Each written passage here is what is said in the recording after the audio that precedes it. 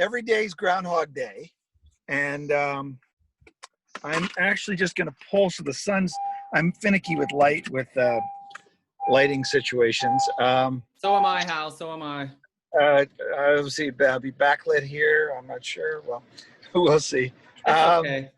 This is a podcast. Most people listen to it anyway. Right. Yeah, no, I do. We have a whole setup at home at the cottage here, and it's all. I got the lights and the scene, all professionally done, hopefully. But because we're doing a lot of webinars and stuff now, so. But so we have it all set up. So.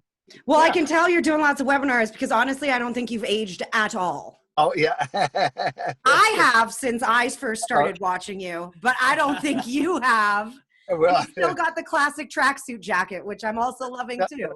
That's right. I got the it's I usually don't wear BodyBreak paraphernalia out, but I just haven't. I'm going out to actually test run my drone, so just to practice my drone and a little bit, my drone handling skills a little bit. So we have some videos we have to shoot for coronavirus, and I'm going to use the drone in. So I got to get back those skills. So wow, times have changed, haven't they? But you're keeping up with them. You know, it's so funny. I told a friend we were interviewing you today, and he said, "Oh my God, is he going to wear his famous tracksuit?" And I said, "No, probably not." And sure enough, you are. So, true to the brand always. Yeah, it's just a windbreaker today. So it's not the full thing. Not the full thing. No. Well, I should let anybody know who's just listening and not watching you in your fabulous tracksuit who we're talking to today. Our guest is giving us serious nostalgia. And if you grew up in Canada in the 90s, you'll feel it too, because joining us on the podcast is one half of the iconic fitness duo BodyBreak. Hal Johnson and Joanne McLeod are the duo behind the familiar fitness craze. And in a revealing YouTube video earlier this year, Hal admitted that racism was actually the catalyst behind their fitness brand, and he's joining us to talk all about it. Welcome, Hal Johnson! Woo! Even though we've already had a conversation, those little intros are like my shining moment on this show, so thank you for letting me read that. Well, so thank you.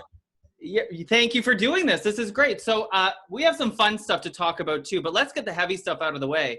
And sure. This racism, that started when you got a job offer, you were hired and then quickly let go. I mean, I know you've told that story a million times, but tell us again. Well, actually, Jesse, it didn't start with that. It started when I was born. So when I was born, there was racism. And so it didn't start with that, but and that's why it's so interesting. When I told the story, and then so many people said to me, "Why didn't you get mad?" And so like when TSN hired me, and then fired me 3 hours later because the higher ups felt that they couldn't have two black journalists or two black reporters reporting. People said, "Well, why didn't you get mad?" And I thought, well. And I never got mad. And it was because I've had, to that point, 32 years of having to deal with it. And so whenever you get mad at something, you kind of, what they call lose your cool. You can't think straight. You can't come up with a solution when you're mad or angry. So my whole point is I want to win the war and not a battle. So how do I get through this? Because there's always a way to get through it. And that was, what I was taught by my parents, and my dad said to me, don't take on other people's baggage. So this guy had baggage, let it go. Let it go when you leave him. Don't let him give you his baggage and you tote that around with you and get angry and frustrated and use it as fuel and as opposed to bringing you down. And so that's what I essentially have always done. And I'm always underestimated, which is great. And so and I think there are parallels between, between women's rights and women's issues and say black rights, minority rights. The parallels are very similar. Like a woman is always underestimated. Can she do the job? Or she's there's a different description for her. A guy is, he's very secure with himself, and a woman is a bitch. You know, it's like, well, they're doing the same thing and they're saying the same words, but a woman is taken differently and she's underestimated. And I've always felt a kinship to the, you know, what women go through, and an understanding about that, and what minorities go through. We live in a male, white male society, and how do you navigate that? And we have to figure out how to navigate it. Since you have a very logical approach to battling racism, the fight against racism has gone to an entirely different level in 2020. And it has become violent in some cities, not all, but definitely some cities. How do you feel? Do you feel like that's helping? Like enough's enough and it had to escalate to this? Or do you feel like maybe we are getting a little too hot-headed when it comes to... Well, I remember when I was, and this is my right hand, or left hand, I guess I'm holding it, but my right hand is I was about 7 or 8 years old. I can't remember exactly how, but I was very, very young. And I remember thinking, one day people will have enough. Enough is enough. And someday people are going to want to blow up the system. And I'm like a 7, 8-year-old kid thinking about this stuff. And so it's, just enough is enough. And you will garner the attention, and things will change. Because what in essence you're asking, whether it be females or whether it be minorities, what we're asking is for a seat at the table. And we're asking for an equal seat at the table, not a seat that may be pulled as we go to sit down, or a seat that might be is a temporary seat. We want a permanent seat at the table. And so what we're asking is the people who own the table and own the seats, majority white males, we're asking them to give up one of their seats. And that's a hard thing to do. And that's so one article that was written about us, I can't recall about the video that we put out. I can't recall who wrote it, but they said, I think it was the Toronto Star. They said BodyBreak was a Trojan horse that disguised under fitness, but was trying to give an alternative message of that we could all live, work, and play together. And that was, and I thought at first, well, really a Trojan horse? Well, yeah, I guess we were. And we've uploaded on our YouTube channel, started to upload all of our older BodyBreak episodes. So we have over 300 of them. So as I'm uploading them and looking at them and seeing what the best thumbnail might be and all that YouTube stuff, is because we're kind of new to YouTube, and so I'm learning all that stuff. You guys are doing a great job. We've both been hooked all week. I have some things to talk about, but we'll get to YouTube. And so, but in looking at them and kind of reminiscing about them, it is amazing when I think back about what every episode we thought about how can we flip the script on male and female? How can we include a person with a disability in the show? How can we include a minority in the show? We had one episode that I just put up. It's a one about tennis. And again, this is 28 years ago. You forget what you were doing. But here's a tennis episode. And for the first 7 seconds of the montage, Joanne's playing against another guy. And you see close-up shots, back and forth, back and forth. And then there's a shot. Then you realize she's playing against a guy who's in a wheelchair. And that was purposeful. And yet, because we wanted to show she's playing tennis back and forth. He beats her in the point. Then he and I do the exercise together. And then I go back and play against him. And so, but not once was the wheelchair mentioned or his disability mentioned. Not once. It was just, he was Alan and we were playing tennis. And I think that that was our approach to everything.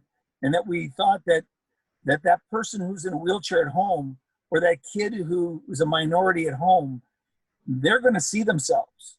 And it'll be a reflection. Because when I was 10 years old, I was given a 9-iron by a friend of the family and a bucket of balls. And I went across to Northview Heights in Bathurst and Finch, and I went and hit golf balls back and forth And this was for a whole year, and it got me hooked on playing golf. And so I watched the Masters that next year, and I was really excited. And I watched it, and I noticed this is 1966. All the caddies are black, and all the players are white. So I said to my dad, I said, "Are we allowed to be on the golf course?" Because that's what I saw in TV, and that was the impression that hit me as a kid. That I thought when the incident with TSN and then another subsequent incident occurred, I thought the media is a powerful messenger and can shape ideas of children. So how do you shape the idea that we can all live, work, and play together, and that no child thinks that they're not as good or not good enough to do things, or not allowed to do things? And so that was really the impetus and the idea and the motivation behind BodyBreak. And I think it worked. It was so much more powerful than maybe you and Joanne even realized. It's not just about the people at home like Alan in a wheelchair seeing themselves. It's people like me and Jenna who didn't see anything. And what I mean is, I never once growing up watching BodyBreak thought, oh, there's an interracial couple. That's unusual. Or Alan in the wheelchair, I never thought, oh, people in wheelchairs can't play tennis. You guys just normalized it. So people growing up watching that, there's nothing strange or unusual about it. And I think you had that subconscious effect on a whole generation, not to make you feel old. But yeah, but I am. It's rewarding when you reflect back. One of the things Satchel Paige from the black baseball players often said, "Don't look behind you. Someone might be gaining." And so I've often thought of that. So we don't reflect nearly that much on what we've accomplished. It's more, what can we do next? What can we build on? What can we make and do a better job at and get the word out? Now, right now, I must say that a lot of my black friends that I speak with and talk to, it's interesting. Conversations with white people, my white friends, they're going, "I'm shocked. I didn't realize. I never knew." And I said, "What rock were you under?" But it's interesting having the conversation with them. And my black friends, we all feel the same way. We're exhausted. Like, the white people are just coming up to the understanding of how prevalent it is, and it is everywhere. And black people are just going, "I'm exhausted trying to explain this to everybody." And generations fighting for equality, I would be exhausted too. Well, you see, like Messiah Jury, like four days ago, when the police footage came out and showed he was pushed by the police twice before he retaliated. And here's a guy I don't know how much his suit costs, but it's expensive. So what it really told you was, it doesn't matter how successful you're the president of the team that just won the world championship, and this low-life cop thought of you as like, you don't deserve to be here, pushes, and then lies about it, right? So that's the thing, is that, and I've had incidents with the police as well. I've been pulled over eight times in the U.S., 3 times in Canada, and the one time I was pulled over at 11 o'clock at night on the QEW, and it was the cop pulled me over. I was going under the speed limit because it was a torrential rainstorm, and I was in a nice car, and I was going down to do some editing, and that night, and he pulled me over, and he just really was, "What are you looking at?" and this stuff. And I said, "Officer, I'm not looking at anything." "Well, give me your license." And he goes, "What? How'd you get a car like this?" And I looked at him and said, "Well, I just bought it." "Don't be smart with me." I said, "My dad always told me, they got a gun, be nice." And so, and I give my license and registration, and he looks at it and he goes, "Oh, you're Hal Johnson. Oh, are you and Joanne married?" I said, "Well, I just so happened to be talking on Joanne, and she was on speakerphone. So I told her, I'm being pulled over by the cops. Don't say anything, just listen."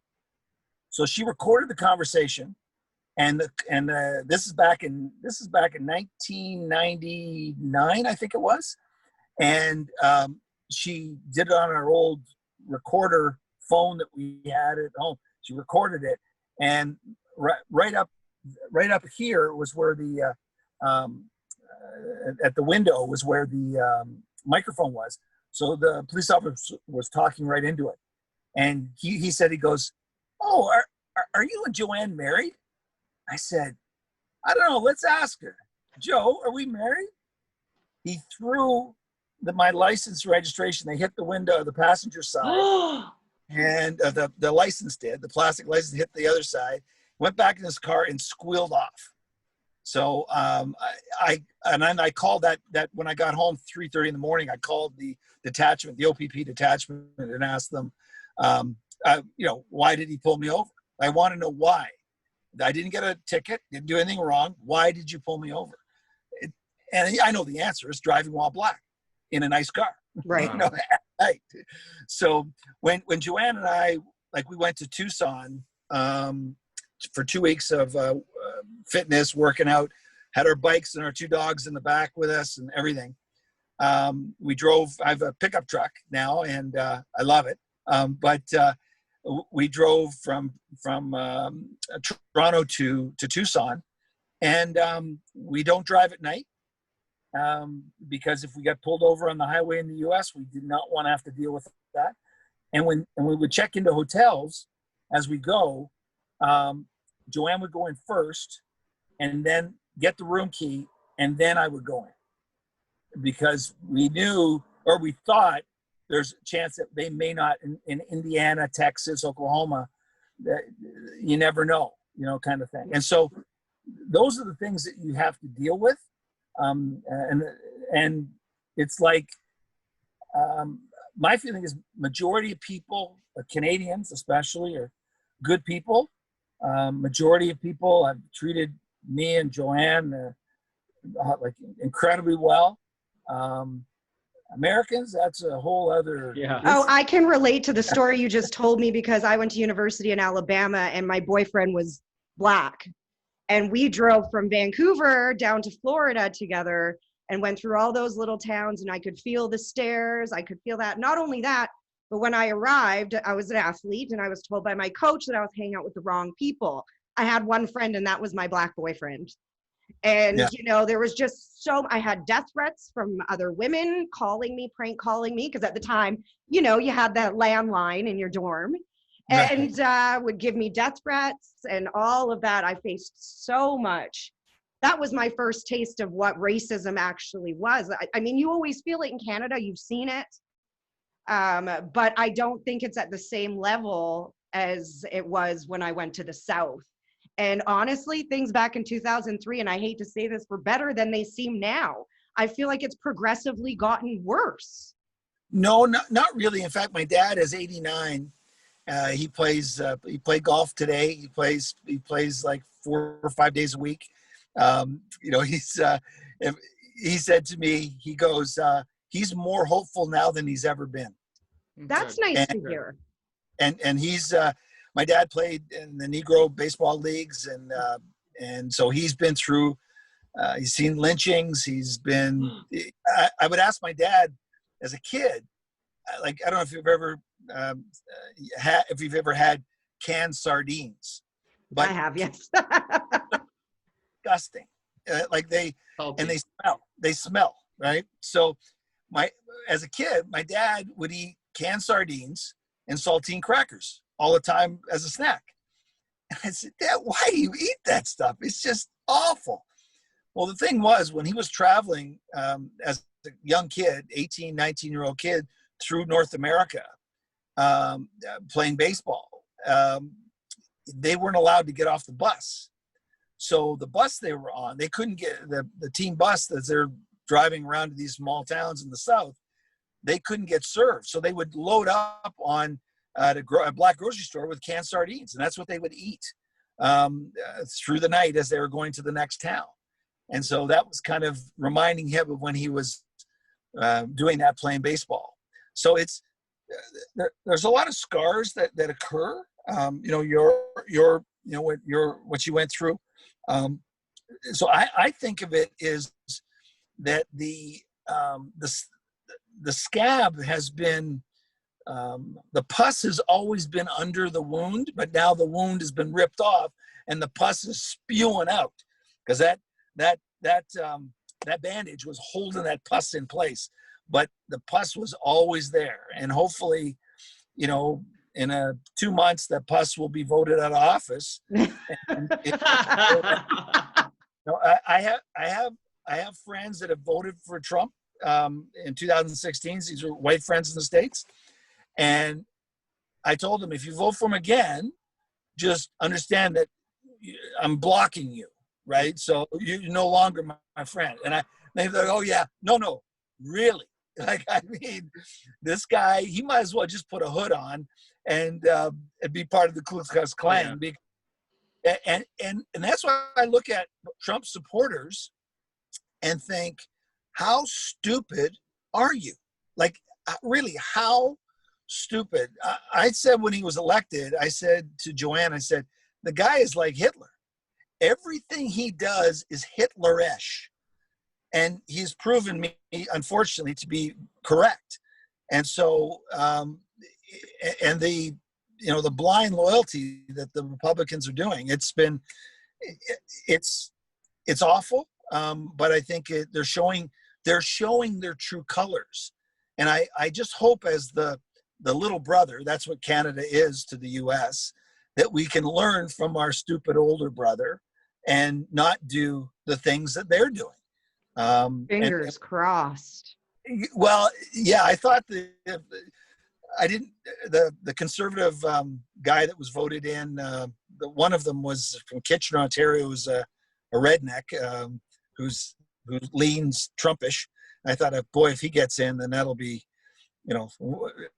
God knows we don't want our country going that way. And I'm very proud of Canada. I mean, I was born in the U.S., so I had dual citizenship. 4 years ago, I renounced my citizenship. I got rid of it. It's a real hassle to get rid of your U.S. citizenship. It costs you a lot of money. I want to get rid of it. I'm a Canadian, and I'm very proud of that. Now, you talked about the experience that your dad faced being part of the Negro League for Baseball and traveling a lot. Then you talked about the racism you faced. And I feel that every generation, their racism is a little bit different. Now, your kids are mixed like I am. I'm a quarter Japanese, and I've always found it to be rather difficult. And now with a lot of people that are coming out looking like I am, probably like, how do they talk about racism with you that differs from the racism you experienced? Well, one thing, and it's funny, when TSN called me, they called me, and when they heard the story out, they were trying to do public relations, kind of, they wanted to send out an apology and all of that other stuff. And I said, well, you don't need to apologize. But they had to, and they did. And I told them, I said, I'm not a victim. Like, so don't, and what I find generationally is that the generation now almost wants to be a victim, or they're looking to be a victim. Like it's like, oh, somebody looked at me the wrong way.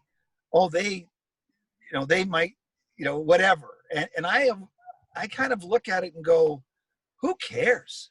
Right. Like I just don't like the victim. Like, it's funny. I will give the person a benefit of the doubt before I throw out, that guy's a racist, or whatever. I will not go there. I envy the people at TSN. I didn't think of him as a racist. I just thought of him as stupid. And so the generation today, I think, is too sensitive to things. On the one hand, I have a mixed emotion. On one hand, I think they're too sensitive, toughen up.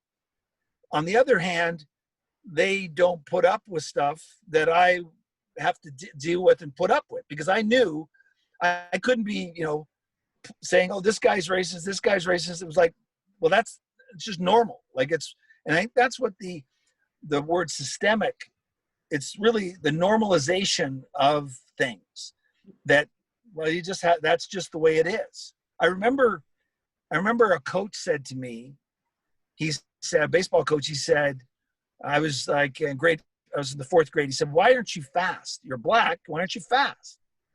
And I said, I look at him and go, I don't know.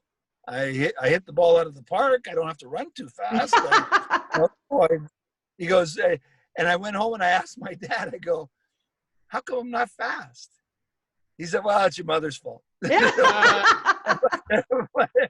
But it was more that I didn't get mad at him. My parents didn't get mad. They were, well, that's what people think. All black people are fast.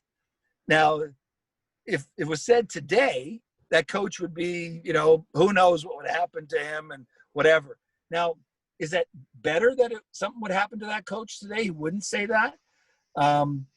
Like the guy at TSN that told me he wouldn't put me on because the other person at TSN who rejected BodyBreak because Joanne is white and I'm black, and they said, we love the show, but we can't have both of you.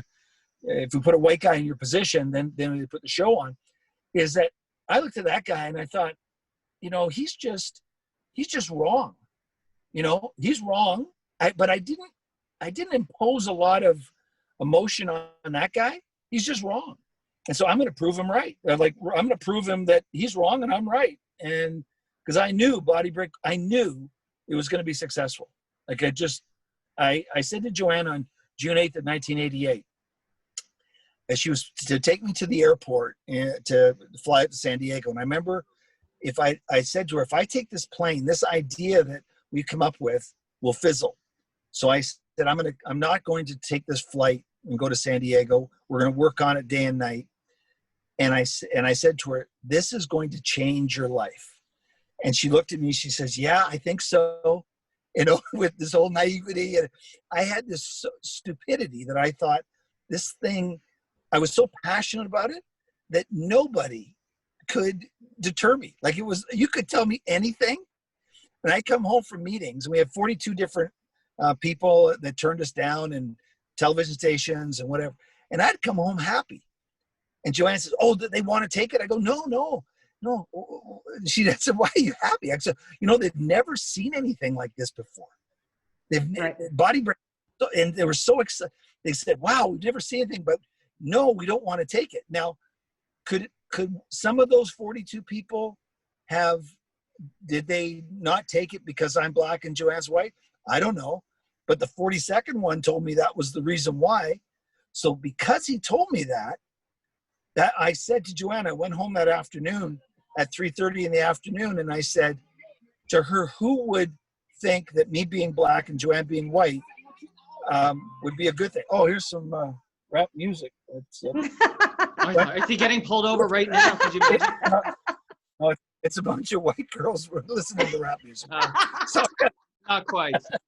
And they're going to the porta potty that I'm sitting next to.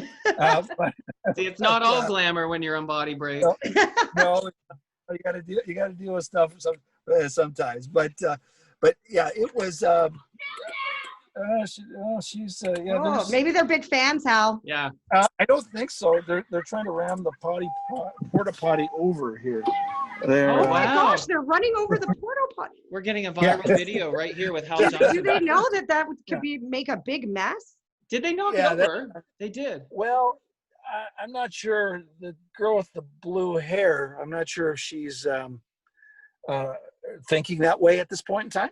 I think their alcohol consumption has preceded the engagement.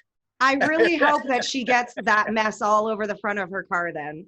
Maybe that's why her hair's blue. The liquid touched it.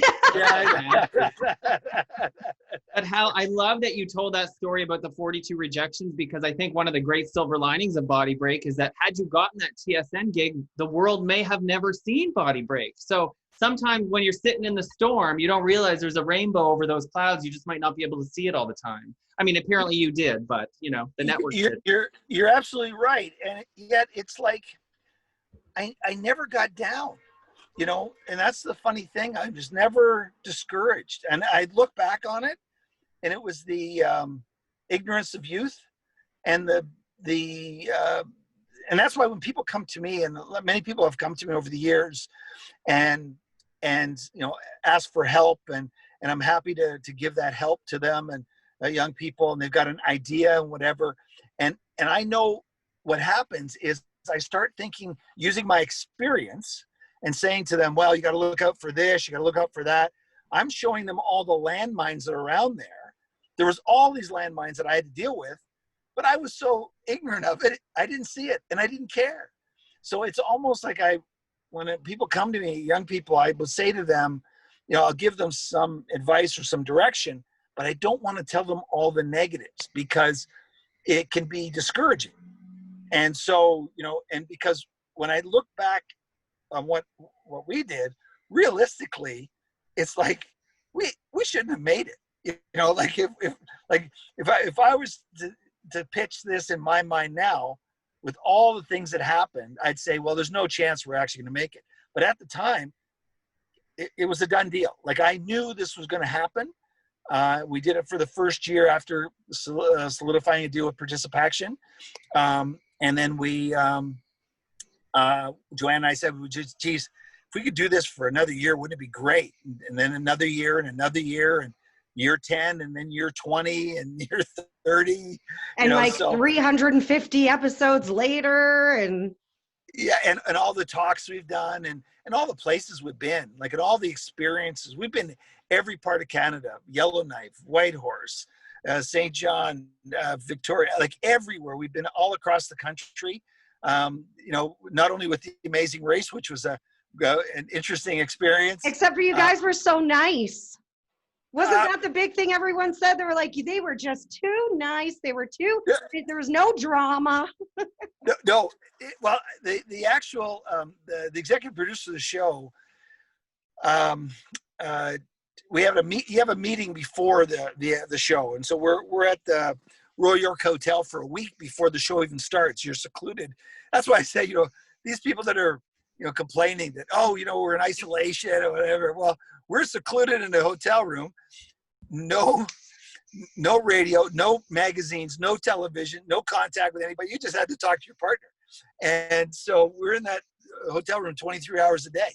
We're allowed 1 hour a day to go down and work out in the gym. That was it. And so, but the executive producer, before we were actually going, the show was going to start the next day.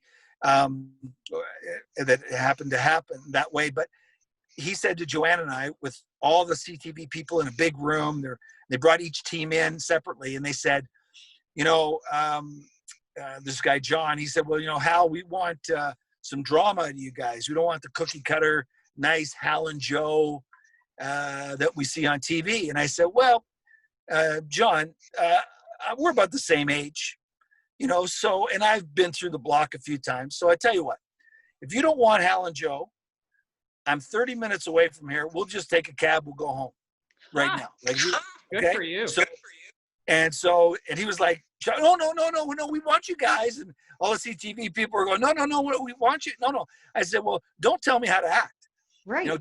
Don't tell me that start screaming and yell at Joanne, because that's not going to happen. I haven't done it, to that point for 25 years. Because I don't yell.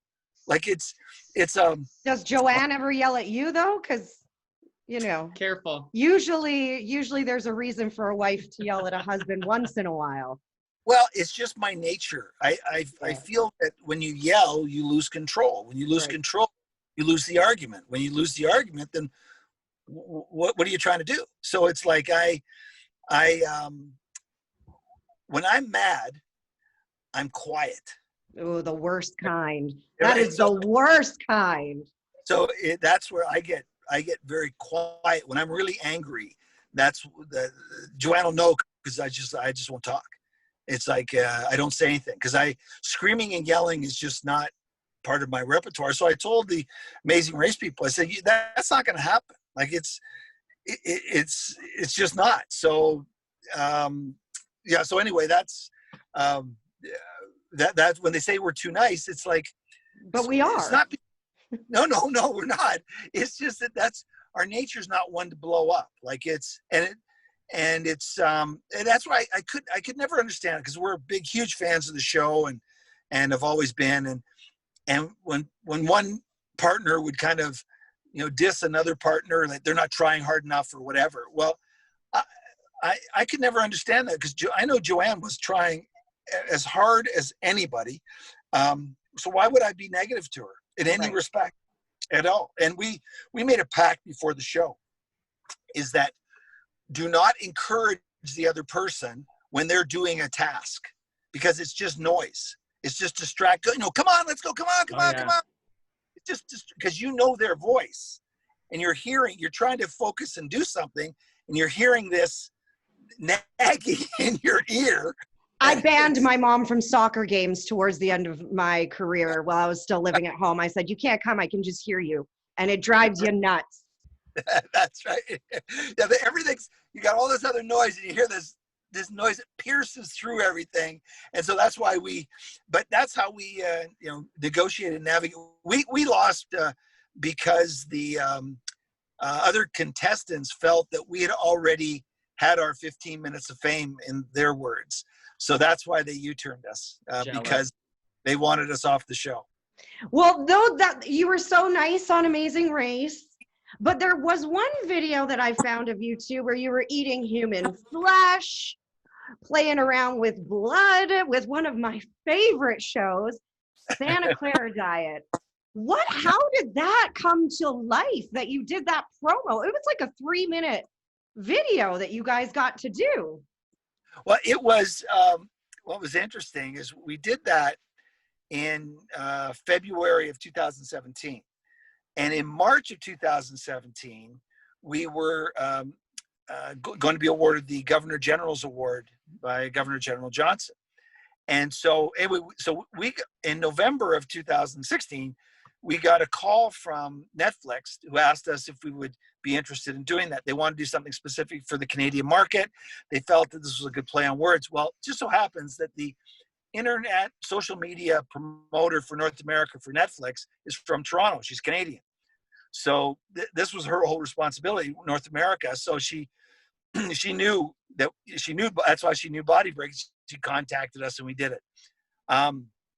So what we thought was, after we finished, there was 42 people on the set from Netflix, and from Netflix from LA, as well as all the people from Canada that were producing. And basically, they wanted to look like a BodyBreak. Well, understand that a BodyBreak is produced with Hal and Joe, Claude, our cameraman, Joel, our a grip, and Phil Kawasoe, the sound guy. That's it. So there's 40. We look around and go, what are all these people doing here? Like we don't need that many. But it was a big production, and we shot it. And then at the end of the shooting, the director said, "Okay, that's a cut. Great. Let's wrap. I want to thank Hal and Joe. Big round of applause for Hal and Joe." And so I said, "Oh, thank you, everybody. This is the last thing we will ever do, because I think our careers are over." Because I thought, what have we done?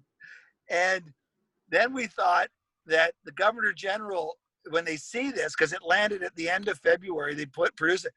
We said, they're not going to give us the award. They're going to say, "No, these people, we can't give it to these people." But no, it was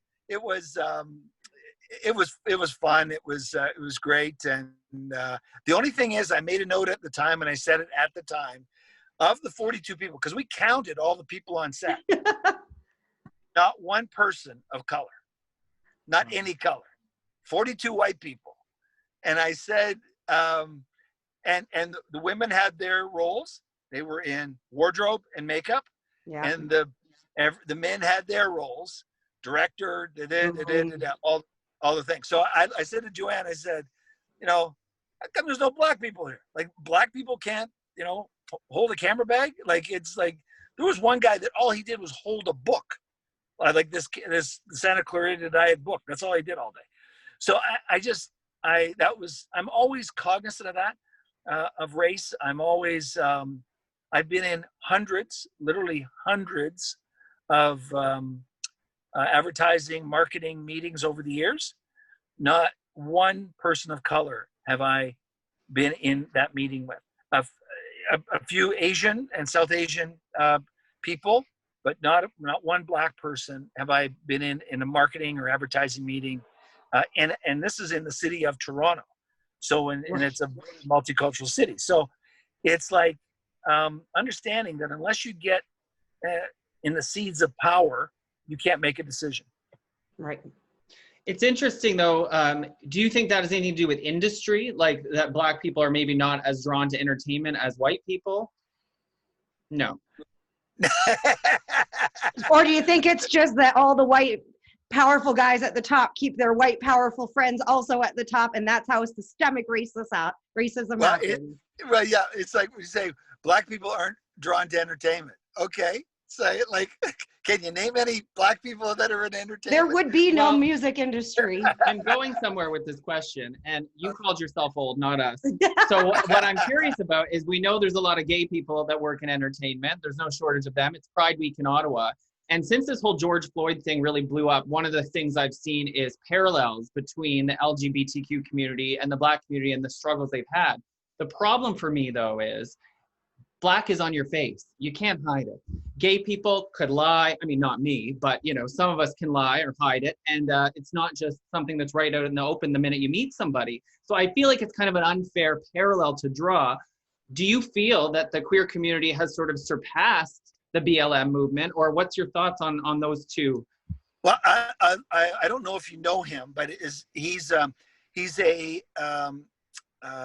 casting and producer on The Amazing Race. His name is Mike Yerxa, and he's from One Girl Five Gays too, right? He was a cast member on One Girl Five Gays, I believe.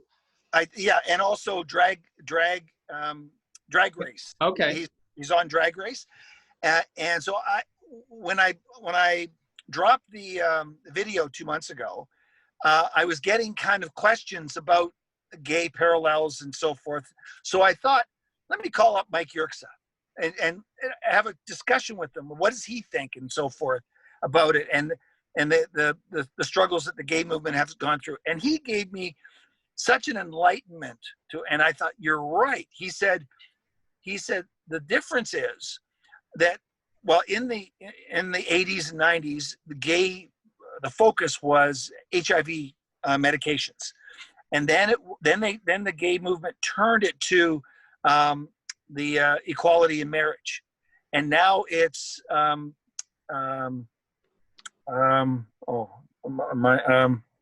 trans right, the transgender society, transgender issues. But he said the biggest thing is that you've got at the top, you have white males who are gay, and they've got money, and so the gay movement does not run out of resources like the Black movement runs out, because you have, well, Tim Cook, the largest company in the world, you know, I mean, like it's like you've got, and you have white men that are in the closet who are still pushing for positive, positive for gay people. So you have all of these. You have white men, because they're part of it. They can keep it economically alive, and that's what one of the issues is with the Black Lives Matter community. We kind of run out of resources once the cameras go away. You don't have the money and resources to make an impact. So I thought that was interesting, from Mike's perspective as a gay man, and what he thought of it. So it's more, that's exactly why I called him, because I said, Mike, I can't speak to the gay issue, but you tell me what it's like. And so we had a 2-hour-long discussion about it, which was great. It was he was happy that I called him, and I was certainly happy to talk to him about it. And I think that is so important. There has been instances, especially in the NFL, I can't remember which player it was, horrible me because I'm a big football fan, but it was a white player made some comments, or a Black player made some comments about the Holocaust. Anyways, it really blew up. And instead of those two players fighting and, maybe hurting each other extra hard on the field the next game they played against each other. They decided to both get together, have a conversation, discuss Jewish history, discuss Black history, and kind of enlighten each other on each other's backgrounds. And I think that is so important. And we talk about how there's so much anger right now that we forget to be able to have a conversation. And when there's so much anger, it's hard, it's always met with anger. And sometimes we just need to remind ourselves, like, we need to talk about it. Oh, absolutely. And I was very fortunate to grow up at Bathurst, corner of Bathurst and Finch as a kid. And that's an all Jewish neighborhood. So almost all my friends growing up were Jewish. So when I then left the neighborhood and moved to different parts of Canada, there wasn't nearly as many Jewish people. And I would hear all these negative Jewish comments. And I'd go, and I'd never heard that, obviously living in a Jewish neighborhood, playing basketball at the Jewish Y, and I was one of the guys. But when I hear these negative comments that friends of mine were making about Jews, they weren't making them about Jews. They were making them about David Goldstein and Les Starr and Mitchell Wine. They were making them again about my friends that I grew up with all my life. So I would call them out on it. I'd say, hey man, that's not right. Like, you don't say a derogatory name about a Jewish person. Like, it's not right. And so my feeling is always like, Jesse, like for you, it's gay issues. For me, it's Black issues. But what's stronger is when you do for the other person. You carry the flag for someone else. So I'm not disabled, but we were carrying the flag for persons with disabilities.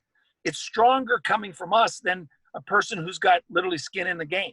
Right. Which is what I love about this movement right now, and these parallels between the queer community and the Black communities, because finally maybe we can work together. You know, there's so many stereotypes that straight Black men are inherently homophobic and we're scared of them. And it's like, well, no, maybe it doesn't have to be that way. Let's work together to fight for really the same cause, which is acceptance. Right. And I guess, I have heard that in the gay community, there is racism within the gay community. Of course, everywhere. Everywhere. But and you would think, and that's where you step back and you go, like, a Black person, why would a Black person be, you know what it's like to be thought of as not as well. And a gay person, same thing. You know what it's like. Like, why would you be that way? Like, what are you, stupid? Yeah. It is crazy though. There's prejudice within every sort of, everything. There really is. I always look at the way that, a lot of people comment on Dwayne Wade and how his child is trans and living their best life, and the comments underneath posts on like Sports Center and stuff. I look at it and I'm like, oh my gosh, he is just being a supportive. But because the community you come from where it's not right, you're going to completely oppress this poor child, just like you have talked about how you hate being oppressed. It's beyond me, but I think we just need to keep having these discussions. Well, I just don't understand why one person cares about what another person does. Like, I don't care. Now you sound like my mom. She gets so mad about gay stuff. She goes, why is it anyone's business who you're sleeping with? Leave people alone. Or in Jesse's situation, who he's not sleeping with. Yeah. But, Oh, it's lonely. I think you guys are both right when you say discussion is the answer, and maybe there's a middle ground here. We don't always have to agree. And you were talking earlier about people being too sensitive. It's okay to disagree, and it's okay that I don't like what you like, but we have to draw the line when it becomes violent or too prejudiced. But it's okay to disagree, and it doesn't mean we have to block and delete and hate each other because we have different opinions. Yeah, absolutely. And like I said, I'm still friends with my buddies that voted for Trump. For now. But I'm going to draw the line now. So you said you're working on some upcoming things for BodyBreak. Is it going to be similar to like the 15-minute segments that you used to do, or is it going to look a little different? Well, those were 90-second segments. Were they 90 seconds? Seconds. It just felt like a quarter of an hour. It's BodyBreak. BodyBreak. Is that what we're doing now? We're doing virtual body breaks. So what we're going to do is we're going to I got an idea, and Joanne hates when I get ideas because that means it's work. Because I'm sales and marketing, and she does all the work. So that's how we divide our business relationship, which I find perfectly, it works for me. But Joanne's actually home right now writing scripts. So what we're doing is I got the idea that there are thousands and thousands and thousands of Zoom meetings going on across the country. And I talked to an event planner, and I asked her, I said to her, she's a friend of mine, I said, what's the toughest thing you've got during the pandemic? She goes, it's really hard to keep people's interests. And when you go from one speaker to a next, when they do these Zoom meetings, it's like, it's just uninteresting. And so, whether it be a weekly meeting or their annual meeting that's on Zoom, it's whatever. So I thought, well, what if we came up with these virtual body breaks that they could insert between speakers or during meetings, and then do it like we'll do it as if they are like we'll take a desk. So for example, we're going to take a desk to the 15th hole of the golf course at our golf course, put it on the tee box, and we're going to do an exercise from your desk there, and then I'm going to pick up the club and then hit it. Or I'm going to be on we're going to be on the track here. We're going to do a warm-up exercise what you should be doing. So we're going to do a whole bunch of different exercises and follow along. Hey, let's get going, people. Get up doing this stuff in different locations, but we're going to do it with a desk and a PC as if we're just like them, and we're going to be doing this. And so we're going to come up with a whole series of them, and then we're going to come up with friends of ours. There's a friend of mine, Lowell Taylor, who's a clinical psychologist. And I always say, well, when you think you've got it rough, Lowell's blind. He's legally blind. He's on the Pan Am team, and he was before the coronavirus. He was trying out for the Canadian Paralympic team for 2020, and he's a cyclist. And so they does tandem cycling, but he's also a clinical psychologist. He also was on The Amazing Race, a blind racer on The Amazing Race. Wow. And he's great on camera. So Lowell's going to put together a series of about mental health as a clinical psychologist going through this. So we're going to introduce him, and he's going to be part of the BodyBreak team. And these will be body breaks, virtual body breaks, and that'll be coming through. So we're going to be producing those. And because I got a new toy, my drone, now we can make it look really good with some nice drone shots. So that's why I was out here today, just going to practice my drone flying. That's amazing. I would actually pay attention in Zoom meetings if I knew that our intermission was going to be a body break. Body break, you got to sing it. I would wear the whole, like, back in the 90s with the thong on the outside of your tight shorts, pick out the hair a little bit. Oh, yeah. I love how you guys have been evolving for 32 years and you're not done yet. One more reason to follow your YouTube channel, because you can see all the old videos and this new stuff too. Yeah, that's right. And it's fun. I love to learn. I think if I were to tell young people and old people anything, is that try to keep learning. I just bought a new switcher for production, and I'm learning the ATEM Mini Pro by Blackmagic. It's great, and you can do picture-in-picture. And so there's my Zoom meetings that we do. And that's what I got. Like, we do webinars or Zoom calls when we do talks about health and wellness. We've done several of them. We got about 10 books for September, October, November. We have them. I thought about it. I go, why am I just a talking head?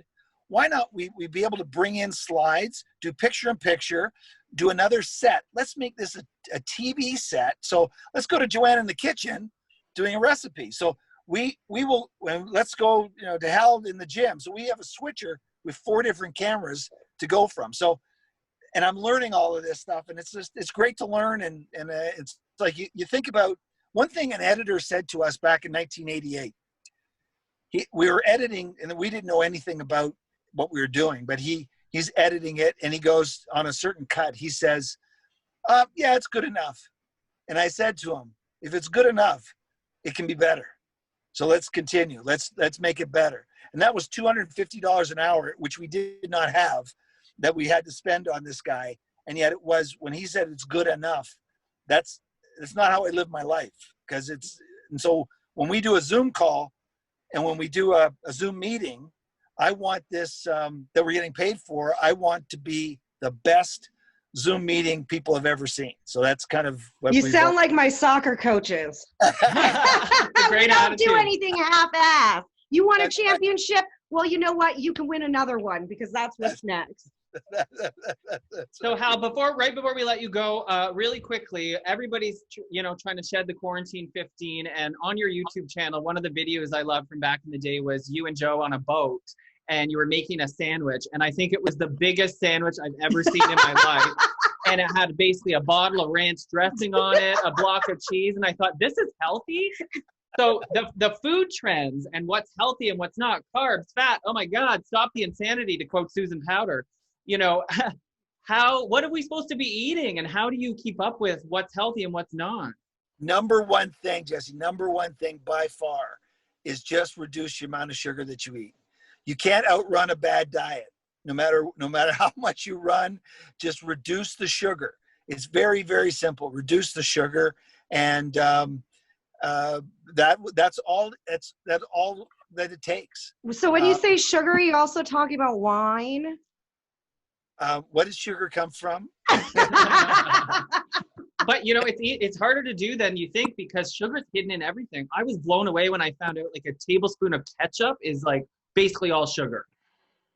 Yeah, and that's really, you're absolutely right. And it's like, it's funny when you said like, when I tell people things, they go, well, yeah, but what about this? As if I say magically, yes, it's okay. Now I've given you permission. That thing I was on a flight from Toronto to Los Angeles. I sat next to a woman who was large size. She was about 300 pounds. And she said to me, she goes, she asked me, oh, Hal Johnson, oh, we've got 5 hours now. I can learn how to be healthy. And I said, okay.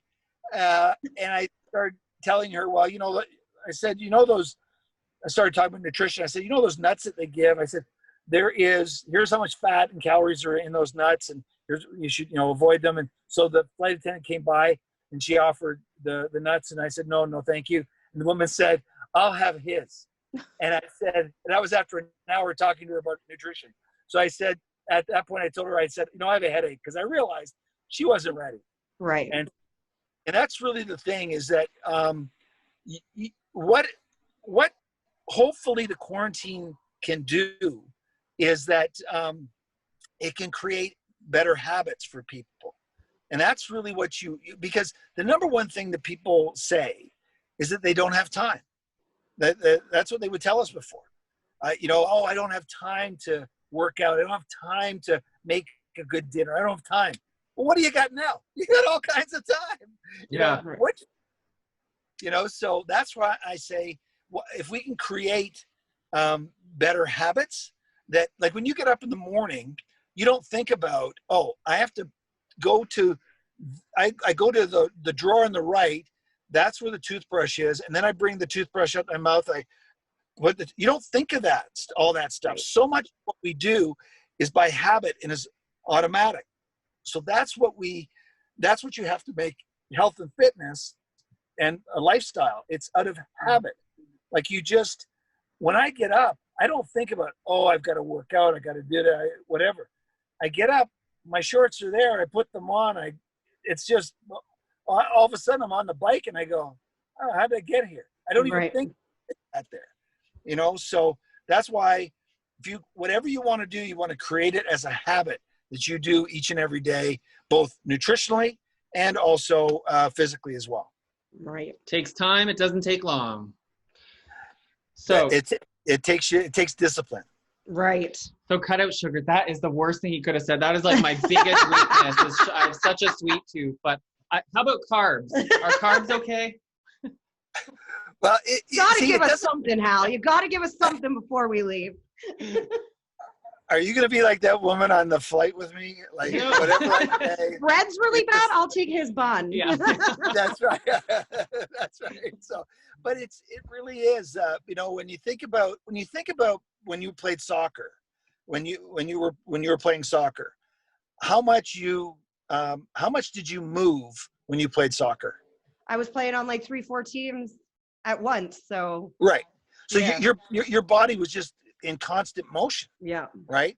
And so the amount of calories that you were bringing in, because it's really a very simple equation. It's a simple scientific equation. Here's how many calories you burned. Here's how many calories you ate. And once the eating becomes more than burning, you're going to gain weight. And so when you look at, like, simply, if you were to reduce, let's say 100 calories from your day. So you reduce 100 calories from your day. Over the course of a year, that's going to be 10 to 12 calories, 10 to 12 pounds that you're going to lose over the course of a year. So that's only just 100 calories. So it's not eating that extra bun or not putting butter on the bread. You're going to drop that amount of weight in that period of time. You know what really changed my thinking about it? And you can tell me if I'm crazy, but I sort of thought if we were cavemen still, or cave people, sorry, and, in the wild, we wouldn't be finding 3 meals a day, a bag of chips, donuts. It just wouldn't be available. And I was actually looking at my dogs who eat 1 meal a day. And I was like, if they can survive on that, humans can. I mean, I'm making it, don't you try this at home, kids, but I think you understand where I'm going with this, is that we don't need to eat as much as we're told we need to eat. Well, yeah, if, you turn on the TV and you're being told first, you got to eat this, and it looks so good. And then you're told to go to Jenny Craig, after you eat all that stuff. So it's a $30 billion a year industry in the US. One of the things is that manufacturers have put so much sugar and salt in the products. And the reason they've done that is because the product that becomes addictive. So our taste buds become addicted to that. And so that's really, it's a matter of kind of drugging us to want and crave that. And why, for example, are chips and, at bars, you have chips and nuts and whatever. They want you to eat that because you're going to drink more when you eat that. So, and that's why people have those meltdowns at drive-thrus when they can't get their chicken nuggets. Don't tell me that's not an addiction. That looks just like someone who can't get their heroin fix. That's right. Well, sugar is very addictive, and like, for example, like when you're a smoker, it's not the nicotine, it's the habit that makes you addicted, because after 100 hours of no longer smoking a cigarette, your body is rid of the addiction of nicotine, but you are addicted to the habit of doing it. Oh, the bell rings, it's lunchtime, I got to go or it's break time, I got to go have a cigarette. It's all of the habits that we get into that, and that's why we always tell people in our talks, check out your habits, look at the good ones you have, and then look at the list of bad ones that drinking too much wine, perhaps. Why did you look at us like that when you said it? I just looked at one side of the screen. It's okay. I admit it. That is my vice. Just pick whatever side you think I looked at. I don't. It's both. We're not guilty or anything at all. No. Are our teeth red? Well, thank you so much for spending time with us. It's so great to hear from you and to know that you guys are still continuing to spread health, and now not just physical health, but also mental health aspect to it. It's absolutely amazing. And thank you for sharing your story too. Well, thank you very much. And as we always say, until next time, keep fit and have fun. Woo! Hal Johnson, thank you so much. Thank you. You take care. Have a good one, Hal. Have fun with your drone. I will. All right, bye. I could take that many ways. Yeah. Hey, Joanne.